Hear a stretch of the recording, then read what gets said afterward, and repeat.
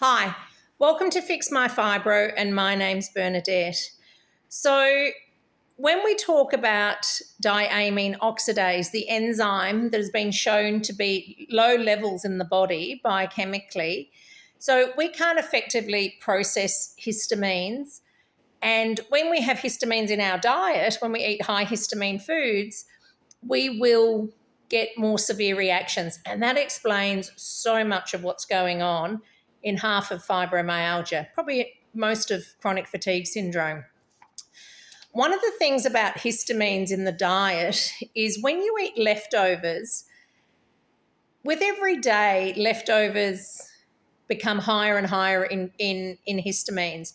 I find anything post 2 days, I'll get quite a severe reaction. Remember, I go anaphylactic to these histamines. So I'll straight away get edema in the eyes, my eyes start puffing up, my face starts puffing up, throat starts, I'll get a severe reaction. So, but the thing is, I want to explain why. It's quite intriguing why histamines and leftovers are linked. So it's in the nature of the biochemical molecule. So the enzyme, remember, that breaks down histamines is called diamine oxidase. So what it does, anything that's got a diamine structure, it will oxidase it, like break it down so it can be processed and metabolized through the body and peed out. So there are two other diamine molecules out there, and you'll understand then why when I say that. So those two molecules, one is called cadaverine and the other is called putrescine, and they're both diamine in structure. So cadaverine is found in cadavers, which are dead bodies, and putrescine is the putrid foul odour you get from a decaying dead body. So suddenly you understand why histamine, even though it's got a completely different name associated with it, histamine is really when your food starts decaying.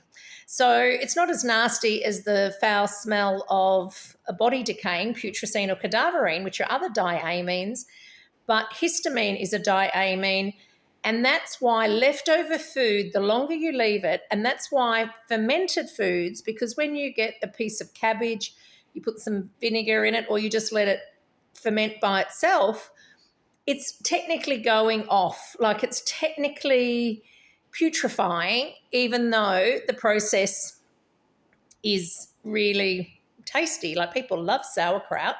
Ask any German how much they love sauerkraut. And your kombucha or your fermented products, even though they're good for your gut, they're not good when you have a histamine issue. And we all have a histamine issue in that our genetics dictates potentially that we have lower enzyme levels. And then we also have a disorder in our mast cells that pop out too much histamine.